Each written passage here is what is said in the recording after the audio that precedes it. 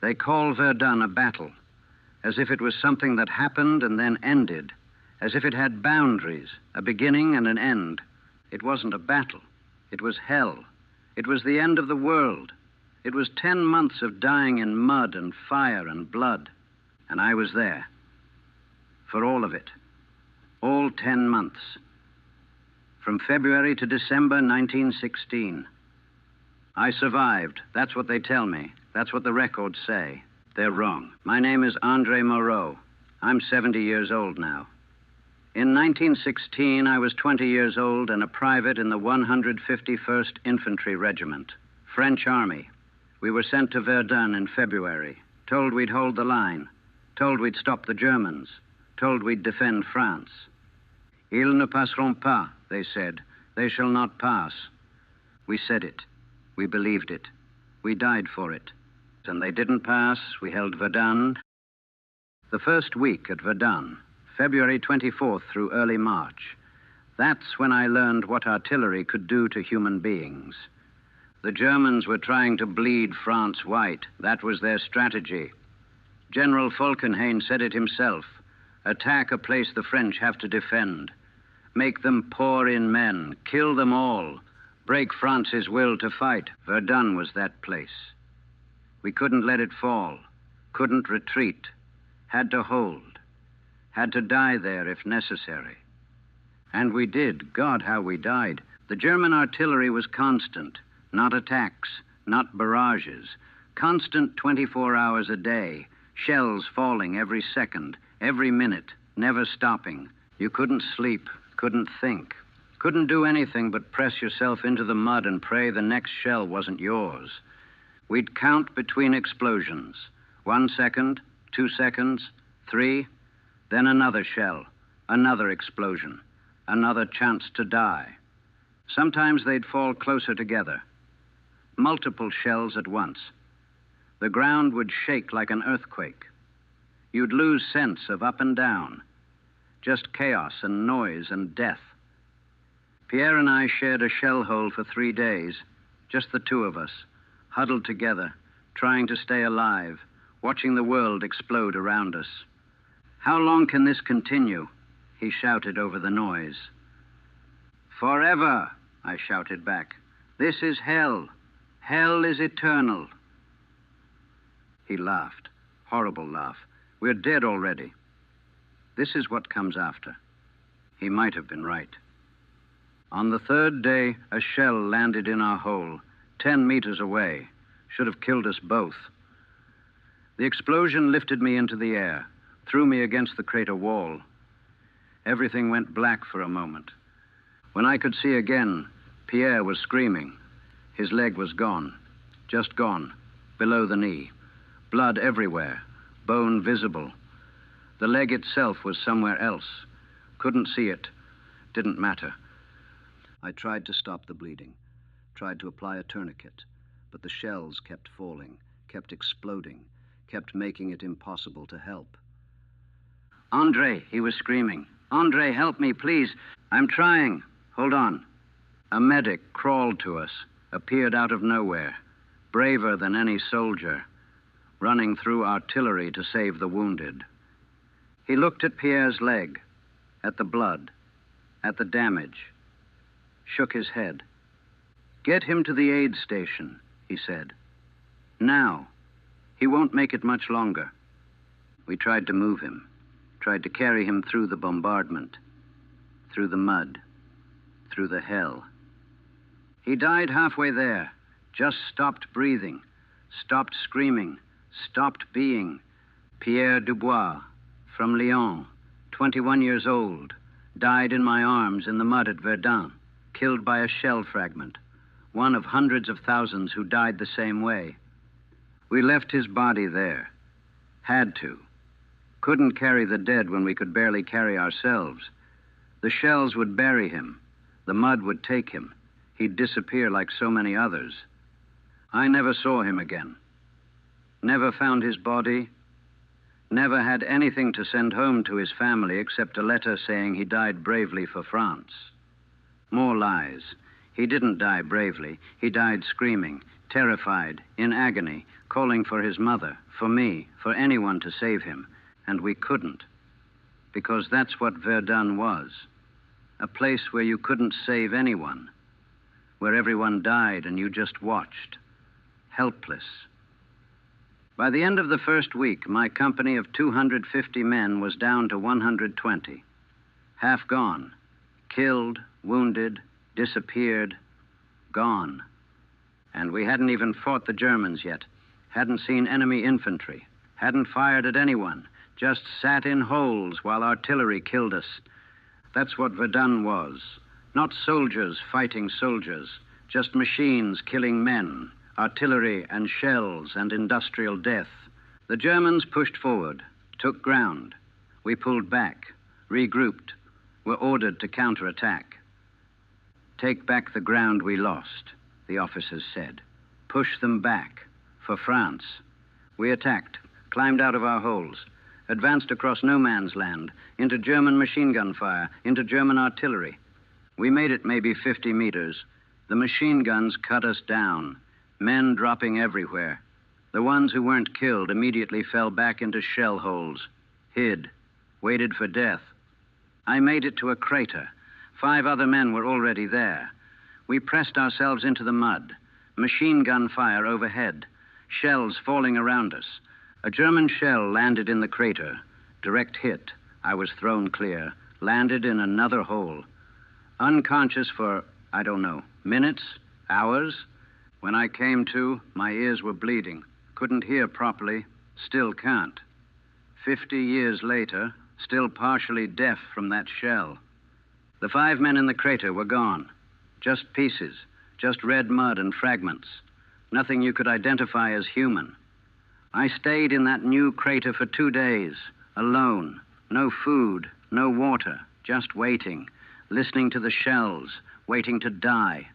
Other soldiers eventually found me, pulled me out, got me back to our lines, gave me water, food, told me to rest. Rest. At Verdun. Impossible. You didn't rest. You just waited for the next bombardment, the next attack, the next death. March turned into April. The battle continued. The Germans pushed. We pushed back. Ground changed hands. Hundreds died for a few meters of churned earth. Then hundreds more died taking it back. Fort Douaumont stayed in German hands. Fort Vaux fell to the Germans in June. We were losing. Slowly. Bleeding. Dying. But we held. Kept fighting. Kept dying. Kept refusing to break. Ils ne passeront pas, we said, over and over. A prayer. A promise. A curse. They shall not pass, even if it kills us all. Even if France dies at Verdun. They shall not pass. And they didn't. But the cost. Mon Dieu, the cost. My regiment was rotated out in April, sent to the rear to rest, to recover, to replace casualties. We'd lost 180 men out of 250. Dead or wounded badly enough to be evacuated. 70 of us left. 70 survivors out of 250. I was one of them. Don't know why. Don't know what made me lucky. Don't feel lucky. Just feel dead. Empty. Hollowed out by what I'd seen, what I'd survived, what I'd been part of. We rested for 2 weeks. Then they sent us back. Back to Verdun. Back to the meat grinder. Back to die. Because that's what Verdun was. A place you went to die. Sometimes your body died. Sometimes just your soul. But everyone who went to Verdun died there. Everyone. Even those who came home. We returned to Verdun in May. Spring had come. Not that you could tell. There was no spring at Verdun, no seasons, just endless gray, endless mud, endless death. The battlefield had grown worse, more destroyed, more cratered. The shell holes had merged into one continuous wasteland. No landmarks, no reference points, just mud and craters and corpses. The corpses were everywhere, thousands of them, French, German, rotting in the sun, half buried in mud, hanging on barbed wire, scattered across no man's land. You couldn't bury them, couldn't collect them. There were too many. And the shells kept falling, kept churning the ground, kept mixing the dead with the mud. Sometimes a shell would hit an old grave, would throw up bodies, pieces of bodies. You'd be hit by parts of men who'd been dead for weeks, months. We stopped seeing them as people, the dead. They were just obstacles, things in the way, part of the landscape. You'd use corpses for cover, hide behind dead men while shells fell, step on them to cross craters, pull bodies apart to build up trench walls. We'd become animals, things, not human anymore. Just surviving, just existing in hell. I watched men go mad, completely mad. The constant shelling, the death, the horror, it broke them. One man, Corporal Lefebvre from Normandy, he just started laughing one day, in the middle of a bombardment, laughing and laughing, couldn't stop. They tried to quiet him, tried to calm him, but he kept laughing, hysterical, insane. A shell landed close. He stopped laughing, started screaming instead, just screaming, no words, just sound, pure terror and madness. They shot him. One of our own men put a bullet in his head to end it, to silence him, to give him peace. Nobody reported it. Nobody questioned it. It was mercy. That's what we told ourselves. Mercy. The rats were everywhere, fat as cats. They fed on the corpses, on the rations, on anything, bold, aggressive, would crawl over you while you slept, would bite you if you didn't move. We tried to kill them, shoot them, club them, poison them. But there were always more rats, more than men, more than shells, more than anything. The lice were worse, in your clothes, your hair, your skin, biting constantly, itching constantly, driving you mad. You couldn't escape them, couldn't kill them all, just lived with them, part of the misery. June came. The Germans attacked Fort Vaux. We were sent to reinforce it. Fort Vaux was hell inside a fort, underground tunnels, galleries, chambers. The Germans had surrounded it, were attacking from above, throwing grenades down the ventilation shafts, pumping in gas. Inside, we fought them hand to hand, in the dark, in the narrow corridors, bayonets and knives and entrenching tools, killing at arm's length, smelling their breath, feeling their blood. The fort had no water. We were dying of thirst, drinking our own urine, licking condensation from the walls, men going mad from dehydration. The smell was unbearable. Hundreds of men, no ventilation, no sanitation, dead bodies we couldn't remove, gas, explosives, blood, shit, everything. We held for 5 days. Then the water ran out completely. The commander surrendered. We became prisoners. The Germans treated us decently, better than we'd treated ourselves, gave us water, food, medical care. We were too broken to fight, too destroyed to be dangerous. They sent us to prisoner camps. I spent 3 weeks there. Then the French launched a counterattack, took the ground near the camp. The Germans evacuated, left us behind. We were rescued, sent back to French lines, sent back to Verdun, back to hell. July, August, the heat was terrible. The corpses rotted faster. The smell grew worse. Men died of disease as much as shells. Dysentery, typhus, gangrene, everything. I got dysentery in August. Couldn't stop shitting. Couldn't eat. Couldn't function. Lost 20 kilos in 2 weeks. Nearly died. Should have died. But they kept me at Verdun, gave me medicine, minimal care, sent me back to the line because they needed bodies, needed men, needed anyone who could hold a rifle.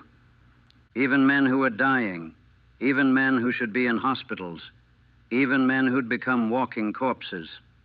In September, we launched counterattacks, trying to take back Fort Douaumont, trying to push the Germans back. We used new tactics, artillery preparation, infantry assault, coordination, organization. It didn't matter. Men still died, still got shredded by machine guns, still disappeared in shell fire, still screamed, still bled, still died. But we took ground, meters at a time, paying in blood, hundreds of lives for a few meters of destroyed earth. On October 24th, we retook Fort Douaumont, 8 months after the Germans took it. 8 months of fighting and dying for one fort. We walked through it afterward, through the ruins, through the bodies, French and German mixed together, through the destruction. It wasn't a fort anymore, just rubble, just a ruin, just another piece of destroyed earth at Verdun. But we'd taken it. We'd won. Victory. That's what they called it, victory. It felt like nothing, like more death, like more waste, like everything at Verdun, meaningless suffering for meaningless objectives. November came, December.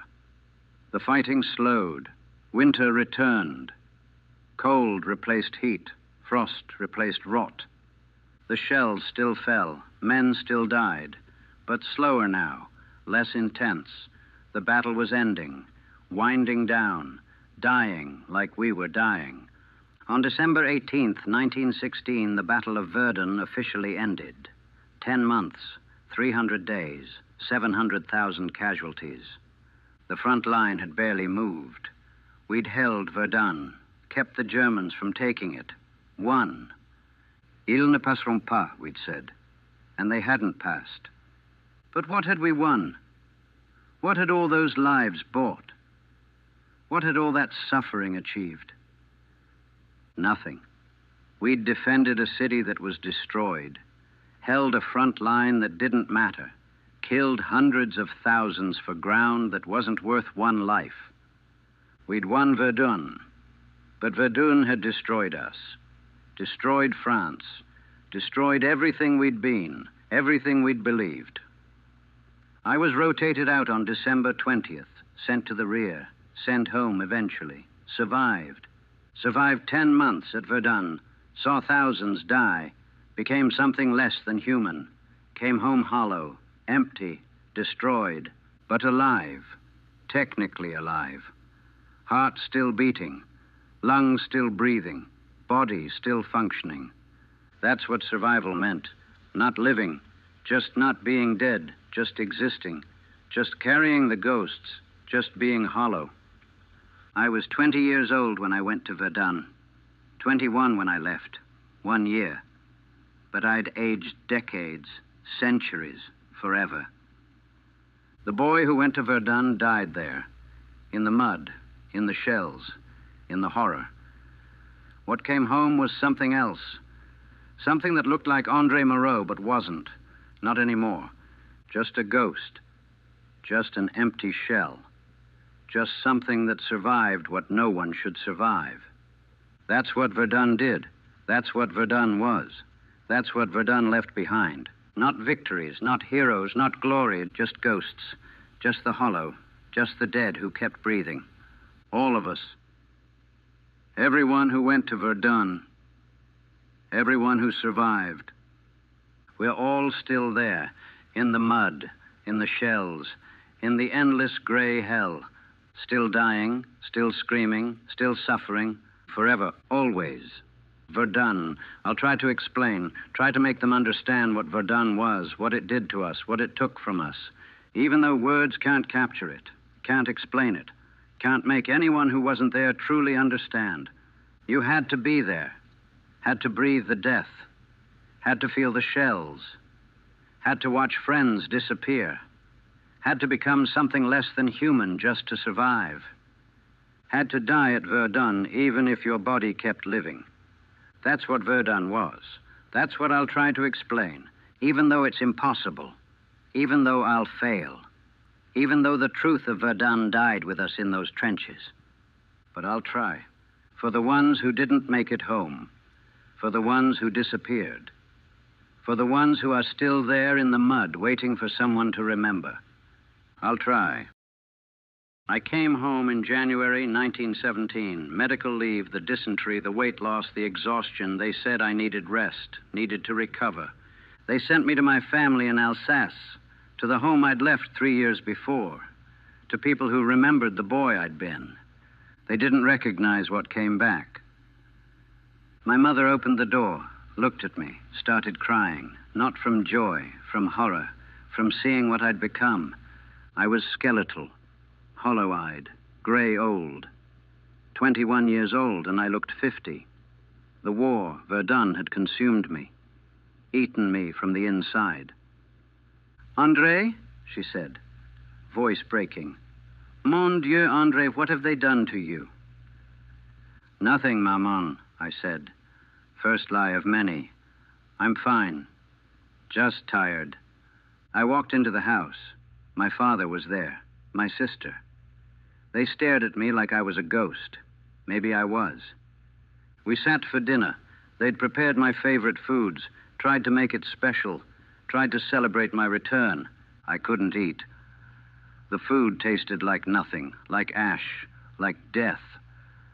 I pushed it around my plate, pretended, failed. "You need to eat," my mother said. "You're too thin. You need strength." I looked at her, wanted to explain, wanted to tell her that food didn't matter, that nothing mattered, that I'd watched men starve and die and rot, and it had broken something in me, that I couldn't taste anything anymore, couldn't feel anything anymore. But I said nothing, just nodded, just lied. That night, I tried to sleep in my old bed, in my old room, in the house I'd grown up in. I couldn't. The silence was wrong, too quiet. At Verdun, there was always noise, always shells, always death. The silence here felt like something was missing, like I was waiting for the next explosion. I got up, went outside, sat in the garden, in the cold January air, listening, waiting, for shells that weren't coming, for death that wasn't there. My father found me at dawn, sitting in the garden, staring at nothing. "You should come inside," he said. "It's cold." "I don't feel it," I said. True. I didn't feel the cold, didn't feel anything, just numb, just empty. "André, what happened? What did they do to you?" "Verdun," I said. Just the word, just the name, nothing else. What else could I say? How could I explain? He nodded. He'd fought in 1870 against the Prussians.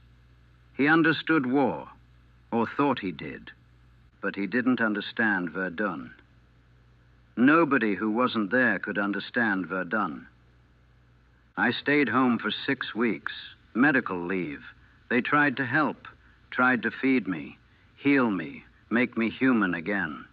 They couldn't. The damage was too deep, too complete. I died at Verdun. What was sitting in their house was just a corpse that hadn't stopped moving yet. In March, orders came. Return to duty. Report to regiment. The war continued.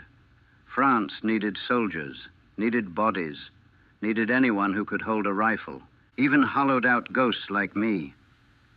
I said goodbye to my family. My mother cried. My father looked broken.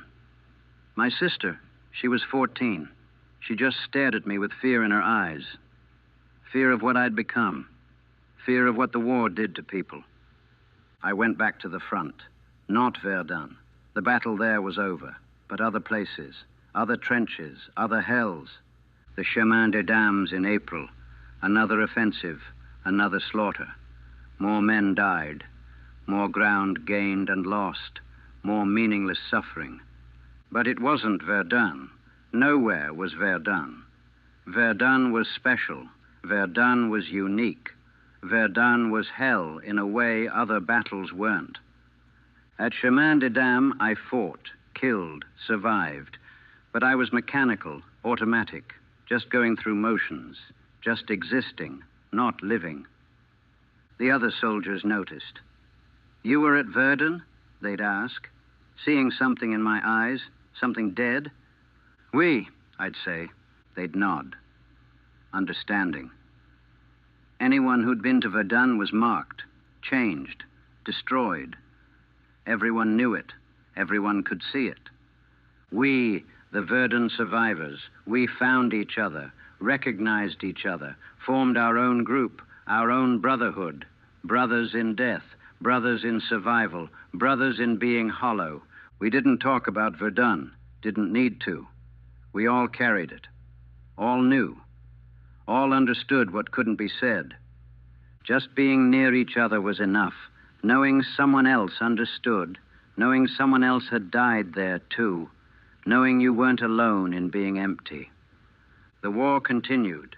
1917, 1918.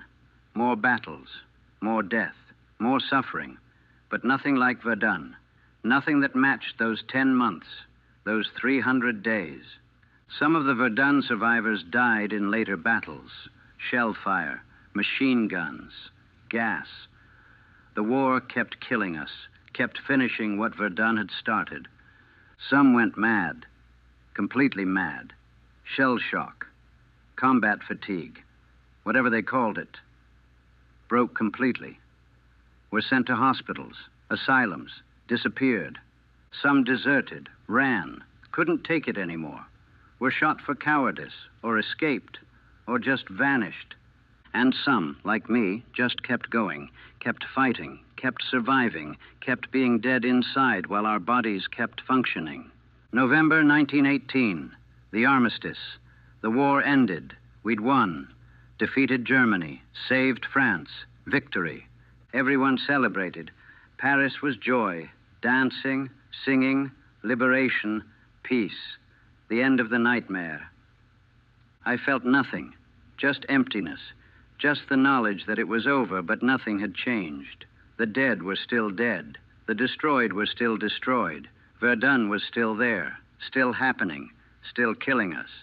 I was demobilized in December 1918, sent home, given my discharge papers, told to return to normal life, to rebuild, to move on. How do you move on from Verdun? How do you rebuild what was destroyed so completely? How do you return to normal when normal died in the mud in 1916? You don't. You just pretend. You just exist.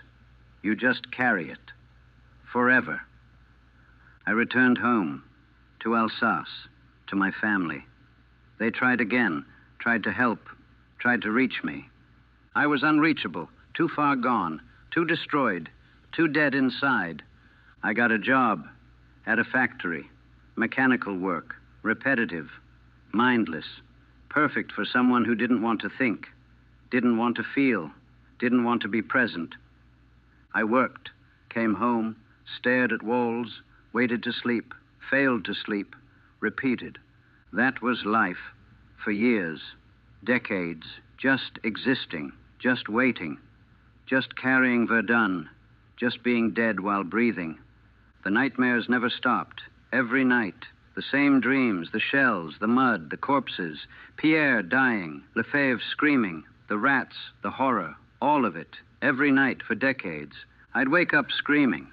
My family, when I eventually had one, they learned to expect it, learned to let me be, learned I was broken and couldn't be fixed.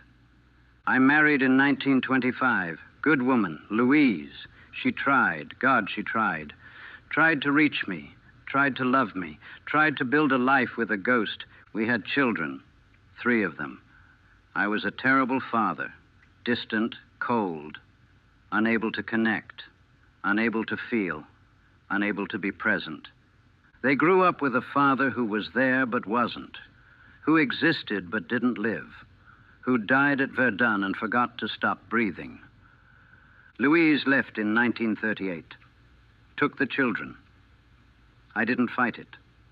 They deserved better, deserved someone who could feel, who could love, who could be alive. I wasn't that person, would never be that person again. The Second War came, 1939. I was too old to fight, too broken, too destroyed already. The war passed me by, passed over me, left me alone in my factory job, in my empty apartment, in my memories of Verdun. The years passed, 1940s, 1950s, 1960s. Life continued around me. France rebuilt, Europe rebuilt. The world moved on. I didn't. I stayed in 1916, stayed at Verdun, stayed dead. 50 years later, I'm still there, still in those trenches, still watching Pierre die, still hearing the shells, still smelling the corpses, still being hollow. That's what Verdun did. Not just killed bodies, killed souls, killed futures, killed everything we might have been, and we carried it. All of us who survived carried it forever, until our bodies finally stopped, until we joined the ones who died there, until we finally stopped pretending to be alive. That's the truth of Verdun. That's what they don't tell you. That's what you can't understand unless you were there. Verdun never ended. The battle stopped, but Verdun continued, in us, through us, forever. 1956. 40 years after Verdun, that's when I finally broke completely. I'd been holding on, barely, for 40 years, functioning, working, existing, pretending to be alive while being dead inside. But in 1956, something happened, something small, insignificant, but it shattered what was left. I was walking through Paris, February 21st, anniversary of the battle's start. 40 years exactly since the Germans began their assault. I didn't realize the date at first. Wasn't thinking about it. Just walking, going to work. Another day, another empty day in an empty life. Then I heard it. Church bells, ringing, loud, constant. The same rhythm as the shells, the same timing, the same everything. And suddenly I wasn't in Paris. I was at Verdun in 1916, in the trenches. The bells were shells. The street was the battlefield. The people were corpses. I couldn't breathe, couldn't move, couldn't think, just stood there in the middle of the street, shaking, crying, reliving it all, every moment, every death, every horror. People stopped, stared, asked if I was okay, tried to help. I couldn't respond, couldn't speak, just stood there, broken, destroyed, finally completely shattered after 40 years of holding the pieces together. The police came, an ambulance. They took me to a hospital, psychiatric ward. I'd finally broken the way so many Verdun survivors had broken decades before. Shell shock, combat fatigue, PTSD. They have new names for it now. Clinical terms for what happens when you carry too much death for too long, when the weight finally crushes you, when you can't pretend anymore. They kept me for 3 months, doctors, therapy, medication, trying to fix what Verdun had broken 40 years ago, trying to reach me, trying to help. They couldn't. How could they? They weren't there, didn't understand, couldn't grasp what Verdun was, what it did, what it took. But they tried. I'll give them that. They tried. One doctor, Dr. Beaumont, young man, maybe 35, he sat with me for hours, listened, asked questions, tried to understand. Tell me about Verdun, he said. Tell me what happened there. I tried to explain, tried to make him understand, but the words wouldn't come, or they came wrong, or they were inadequate. How do you explain hell to someone who's never been there? I died there, I finally said. 40 years ago. I died at Verdun. What's sitting here? It's not me. It's just what's left. Just a ghost. Just an echo. He wrote notes, nodded, looked concerned, professional, but he didn't understand. couldn't understand. "You survived," he said. "You're alive. You made it home." "No," I said, "I didn't. I'm still there, still in the mud, still hearing the shells, still watching them die. Pierre, Lefebvre, all of them. I never left. I'm still there, will always be there." He didn't know what to say to that. How could he?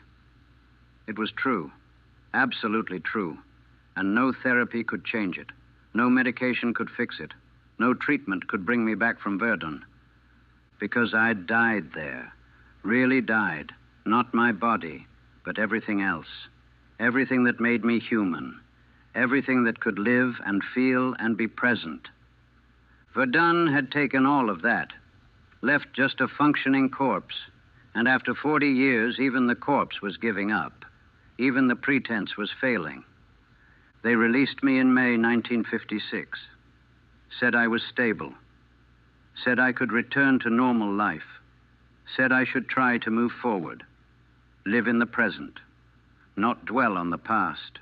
More useless advice, more things impossible to do, more expectations I couldn't meet.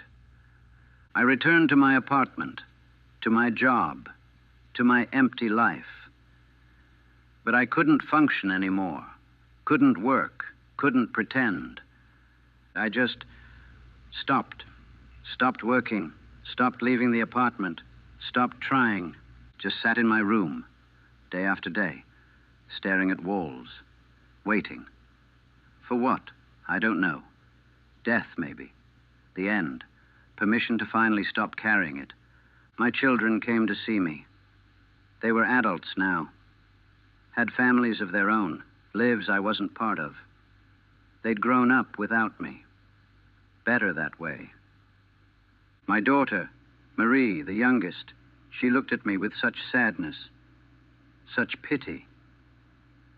"Papa," she said, "what can we do? How can we help?" "You can't," I said, honest, final. "Nobody can. I'm sorry, I tried, but I died a long time ago. What's here? It's not really me, it's just what couldn't stop moving." She cried. They all did.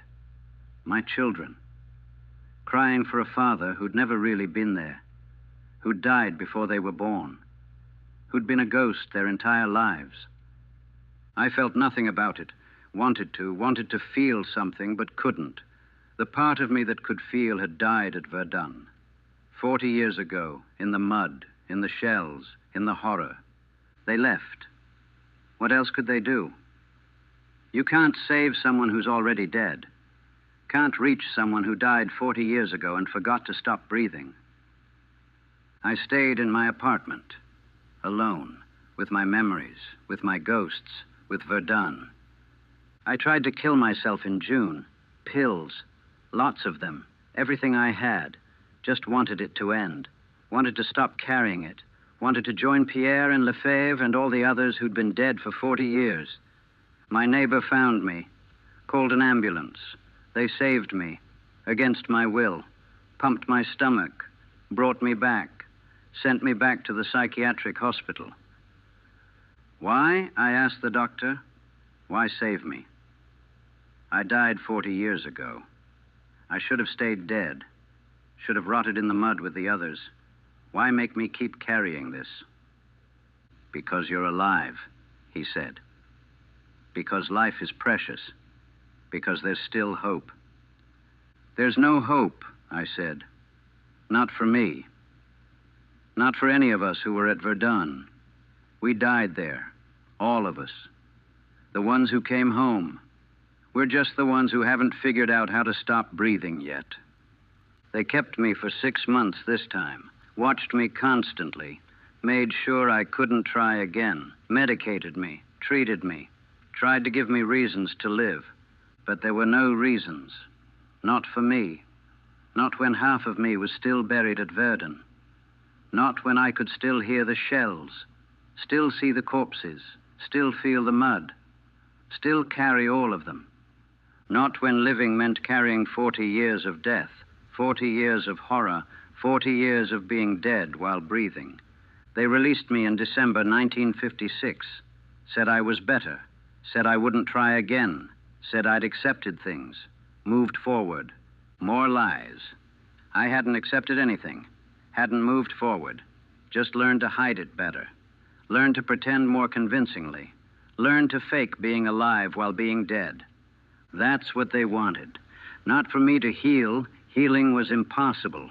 Just for me to hide it, to pretend, to not be a problem, to die quietly without making a fuss. So that's what I did. What I've been doing for 10 years since. Pretending. Hiding. Dying quietly. Waiting for my body to catch up with what happened to me at Verdun in 1916. Waiting to finally, truly, completely die. To join Pierre and Lefebvre and all the others who were honest enough to stay dead. To stop being a ghost and become what I've always been since Verdun. Nothing. Just nothing. Gone.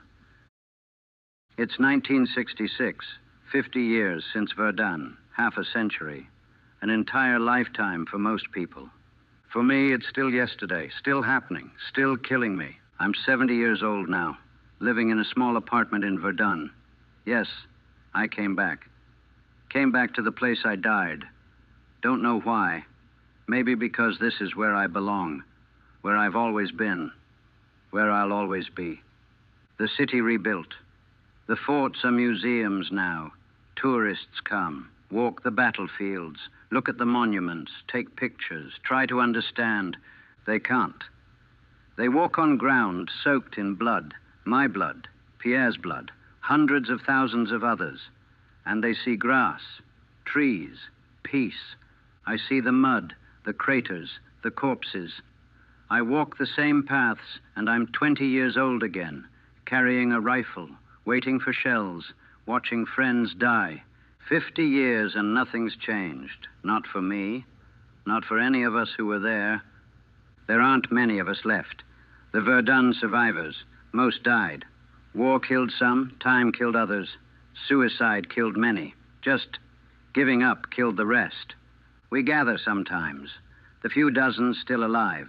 Old men now, 70, 80, ancient. But when we look at each other, we see boys, 20-year-old boys, dying in the mud, still dying, always dying. We don't talk much at these gatherings, don't need to, just sit together, understanding, knowing, carrying it together. Brothers in death, brothers in survival, brothers in being ghosts. Last year, Philippe Martin died, Verdun survivor, was at Fort Vaux with me. We'd been friends, as much as dead men can be friends, for 50 years. He killed himself, shotgun. Finally couldn't carry it anymore. Finally joined the ones who died in 1916. Finally stopped pretending. At his funeral, there were maybe 20 of us. 20 Verdun survivors. 20 ghosts. Burying another ghost. Nobody cried. What was there to cry about? He'd been dead for 50 years. We all had. This was just making it official. Just letting his body catch up with his soul. He's lucky, someone said. Old soldier from the 151st like me. He's done now. He's free. We all nodded, envied him, wished we had his courage, wished we could stop carrying it, stop being dead while breathing, stop pretending. But we kept going, keep going, because that's what we do. Keep carrying it, keep dying slowly, keep waiting for permission to stop. They want to interview us now, the survivors, record our stories, preserve them for history, make sure Verdun isn't forgotten. Too late. Verdun's already forgotten. Oh, people know the name, know it was a big battle, know France held, but they don't know Verdun, don't understand it, don't feel it. How could they? You had to be there, had to breathe the death, had to watch friends vaporize, had to become something less than human just to survive, had to die there even if your body kept living. That's Verdun. That's what they'll never understand. That's what can't be recorded or preserved or remembered, because it's not facts or dates or casualty numbers. It's the death of souls, the destruction of humanity, the end of everything we were. And you can't capture that in interviews or museums or monuments. You can only carry it, live it, die from it, like we've been doing for 50 years. My children come to see me sometimes, dutiful visits. They bring their children, my grandchildren, try to connect generations, try to make me part of the family, but I'm not. I'm not part of anything except Verdun. Not part of their lives. Not part of this world. Not part of anything that came after 1916. My grandchildren look at me with curiosity. This old man, this relic, this piece of history. Tell us about the war, grandpère, they say, excited, interested, like it's a story, like it's entertainment. I look at them, at their young faces, their innocence, their belief that war is something glorious, something heroic, something worth hearing about. And I say nothing, can't tell them, can't explain, can't make them understand that war, Verdun, killed everything, left nothing but corpses pretending to be alive. Better they don't know. Better they keep their innocence. Better they never understand what I became, what Verdun made me, what survives 50 years later. Nothing. Just nothing wrapped in old skin.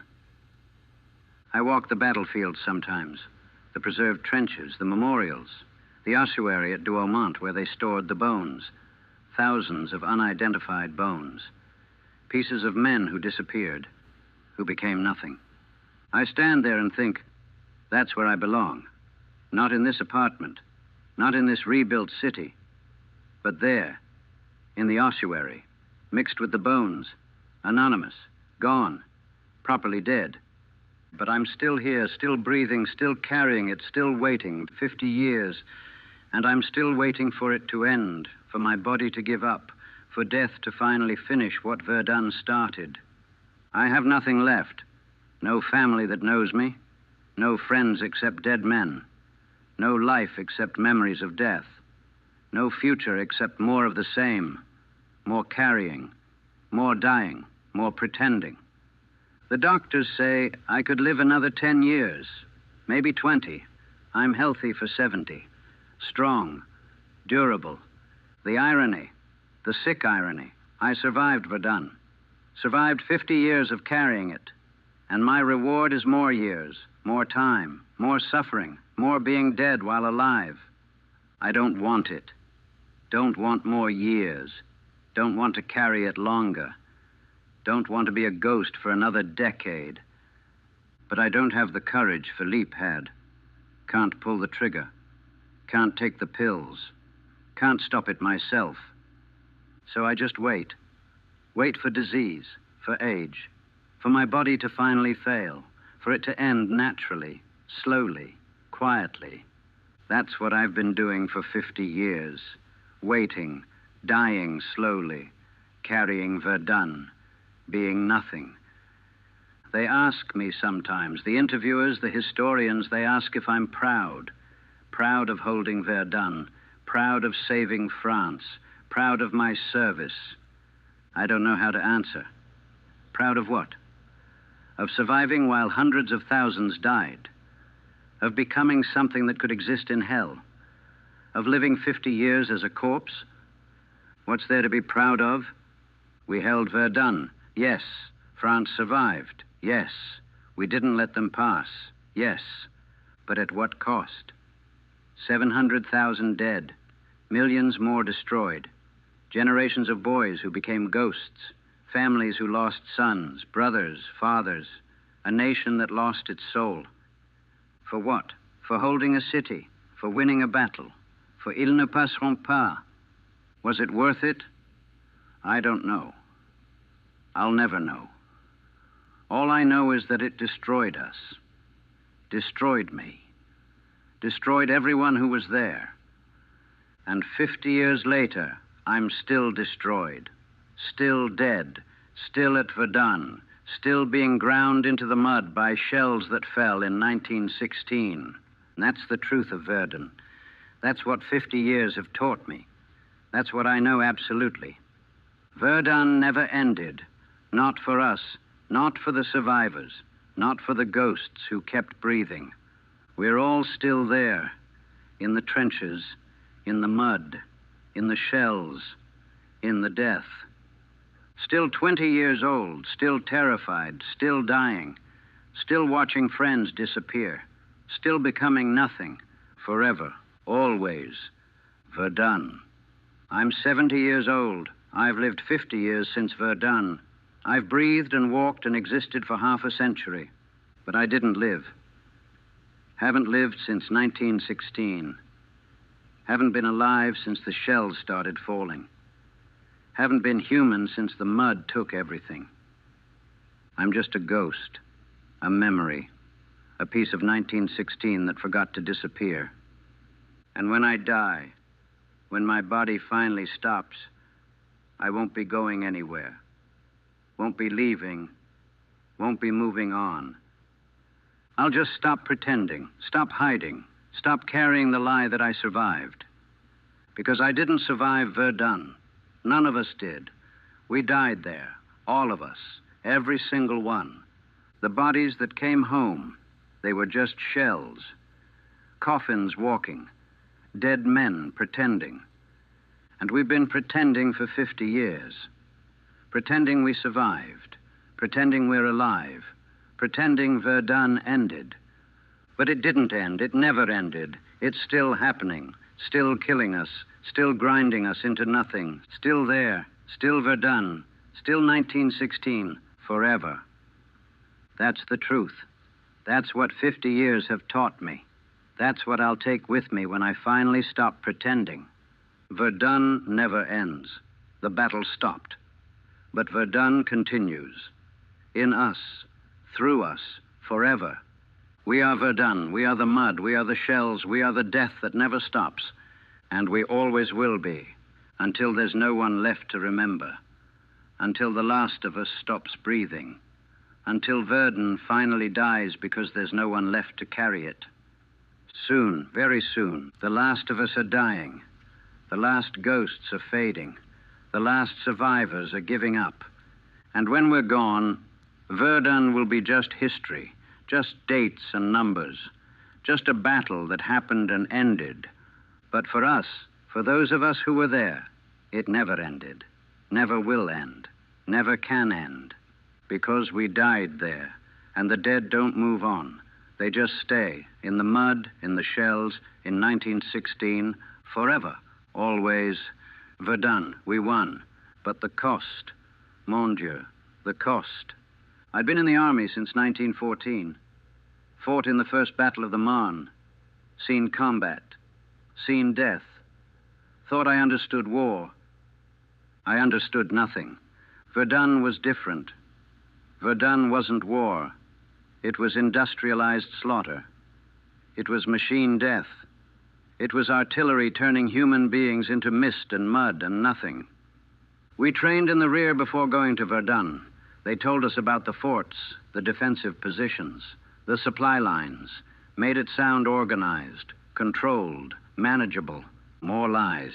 My regiment arrived at Verdun on February 23rd, 1916, 3 days after the German assault began. The battle was already hell, already consuming thousands, already turning the landscape into something from a nightmare. We marched up the Voie Sacrée, the sacred way, the only road into Verdun. Thousands of trucks moving supplies and men, endless column, day and night, never stopping. We could hear the bombardment from miles away, constant like thunder that never ended. The ground shook, the air vibrated. We could feel it in our chests, in our bones. That's where we're going, someone said. Pierre Dubois, from Lyon, good friend, good soldier. Oui, I said. That's where we're going. We'll be fine, he said, not believing it, just saying it. We're French. We'll hold. We wanted to believe, wanted to think we'd survive, that France would survive, that something would survive. As we got closer, we started seeing the wounded, coming back down the Sacred Way, in trucks, on foot, some carried on stretchers, some crawling. So many wounded, thousands of them, broken bodies, missing limbs, faces destroyed, eyes empty, shell-shocked and bleeding and dying, and we were marching toward what did that to them. Mon Dieu, Pierre whispered, what have we walked into? I didn't answer, didn't know what to say, just kept marching, kept moving toward the thunder, toward the fire, toward Verdun. We arrived at the front on February 24th. Were assigned to defensive positions near Fort Douaumont. The fort had just fallen. The Germans had taken it. We were supposed to help take it back. The landscape was... I don't have words. Nothing I'd seen before compared. Nothing in my nightmares compared. The ground was churned, destroyed. No trees, no grass, no buildings, just craters. Thousands of craters overlapping, filling with water, filling with blood, filling with pieces of what used to be men. The smell was overwhelming, cordite and blood and rot and death. You couldn't escape it. It was in your clothes, your hair, your lungs. You breathed death with every breath. And the noise, the constant noise, artillery, shells screaming overhead, explosions, machine guns, rifle fire, men screaming, men dying, never stopping, never quiet, never peaceful. That was Verdun. That was what we'd walked into. That was what we'd defend for 10 months. That was where I died, where all of us died, even those who survived. The first night, we dug in, tried to create positions, tried to find shelter. But the shells kept falling, kept destroying everything, kept killing. A shell landed near our position, 20 meters away. The explosion threw dirt and rocks and pieces of things over us. When the smoke cleared, 3 men were gone, just gone, vaporized, nothing left but a crater. Pierre looked at me.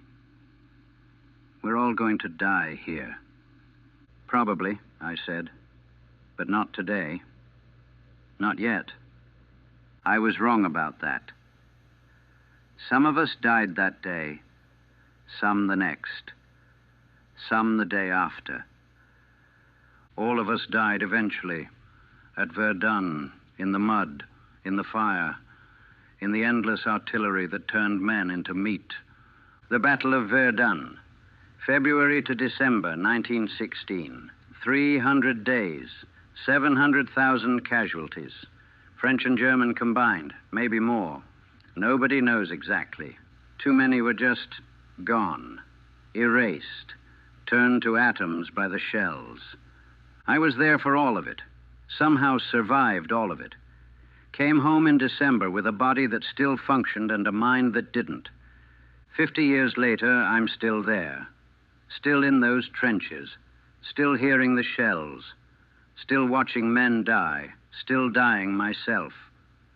They want me to talk about it now, about Verdun, about what it was like, about how we held, about how we won. We didn't win. Nobody won at Verdun. We just survived, barely, at a cost that can never be justified, can never be understood by anyone who wasn't there. But I'll try.